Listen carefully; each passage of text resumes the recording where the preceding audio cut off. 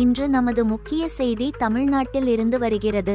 இங்கு சட்டவிரோத வனவிலங்கு வர்த்தகத்தின் ஒரு அதிர்ச்சியூட்டும் வழக்கு வெளிச்சத்திற்கு வந்துள்ளது.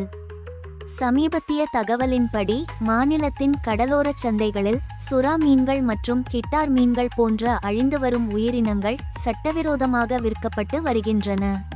இந்த செய்தி வனவிலங்கு ஆர்வலர்கள் மற்றும் பொதுமக்களை அதிர்ச்சிக்குள்ளாக்கி உள்ளது. இந்த விவகாரம் 2025 செப்டம்பர் 4 அன்று வெளிச்சத்திற்கு வந்தது. இந்த இனங்கள் பிடிக்கப்பட்டு ரகசியமாக சந்தைகளுக்கு கொண்டு வரப்படுவது தெரிய வந்தது. இந்த விவகாரம் குறித்து உள்ளூர் காவல் நிலையத்தில் விசாரணை தொடங்கியுள்ளது. இருப்பினும் விசாரணையில் ஈடுபட்டுள்ள அதிகாரிகள் மற்றும் தனிநபர்களின் பெயர்கள் இன்னும் பகிரங்கமாக அறிவிக்கப்படவில்லை.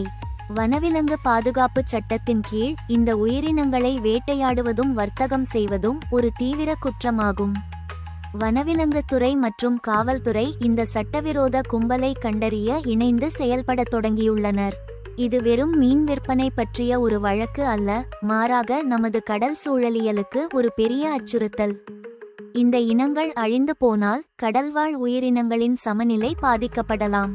காவல்துறையினர் இந்த மீன்களை பறிமுதல் செய்து குற்றவாளிகளை கைது செய்ய தேடுதல் நடவடிக்கையை மேற்கொண்டு வருகின்றனர்.